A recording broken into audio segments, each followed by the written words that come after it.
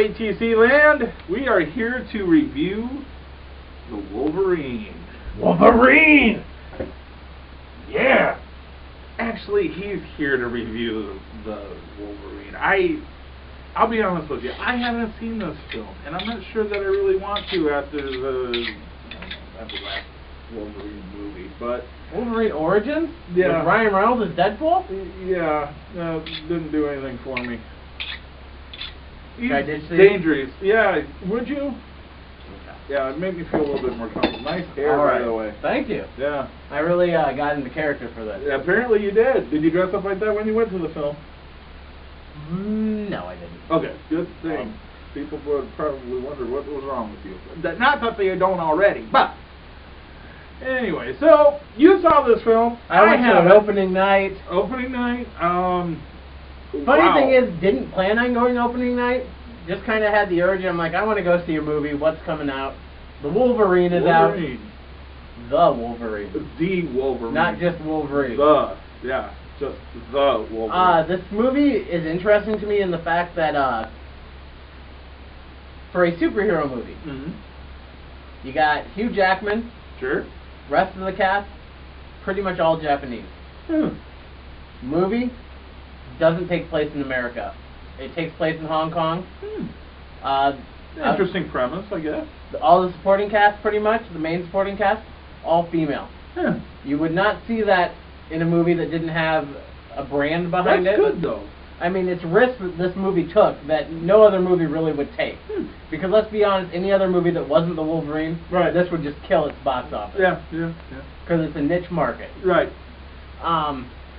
So... I mean, was this based on another story or anything? Or was this a stand-alone story? It has shades of the X-Men movies happened past, but we're not going to dwell on them too much. They just kind of are there. Just kind of touch it kind of touches on X-Men 3 a little bit in the fact that Jean Grey is dead. And we get flashes of Jean Grey throughout the movie, so much so that it becomes annoying. Every time Wolverine closes his eyes, he sees Jean Grey. And once or twice that would have been fine, but they just had to nail this over and over again so that you had it in your head that Jean Grey was there and that she's the one for Wolverine. But she's dead. Yeah, it was a little annoying. The story starts off in Hiroshima the day that everything goes wrong. Oh, yeah, I remember that day. Wolverine has his bone claws, which is pretty cool to see for the first time on film. Sure. I was more interested in that story than the actual story of the movie, sadly.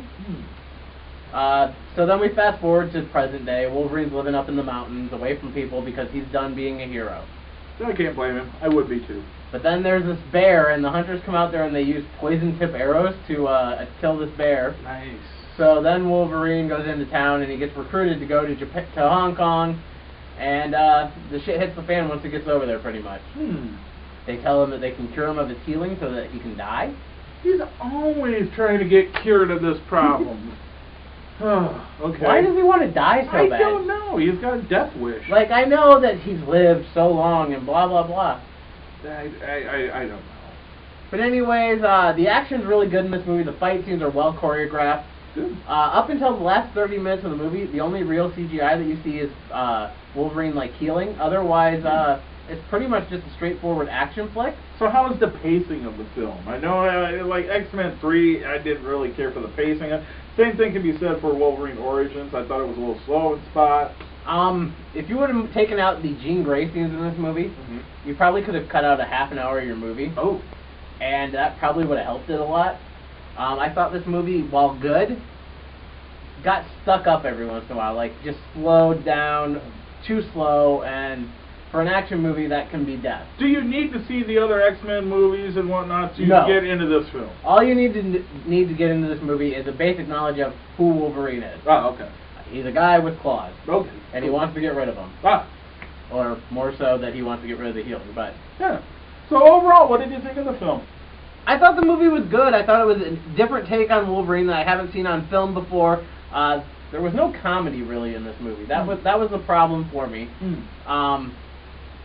But otherwise, it moved slow, and at times I'm like, okay, if I didn't know so much about comics, I'd be kind of lost on what's going on. Like, one of the villains has this power to infect people with poison and stuff. But you wouldn't know that if you hadn't read the comics. It's not explained until like the last act. Gotcha. Which is fine, but... So should I go see this movie? I'd wait for DVD. Okay. I really would. The only thing maybe that you'd want to go see it for, and why everybody's leaving the theater so happy after this movie, I think, is the after the credits scene. Oh, okay. Because it leads right into Days of the Future Past, which is the next X-Men movie coming out. Okay, all right, very good. All right, well, don't let it... I won't ruin it. Don't tell us. If I had to give this movie a grade, And you do, because we are doing a review. I'd give it a C+. C+. It was harsh. It was average, maybe just a little above average. Yeah. So I'm debated between that B-, C+, but I'm going to stick with the C+.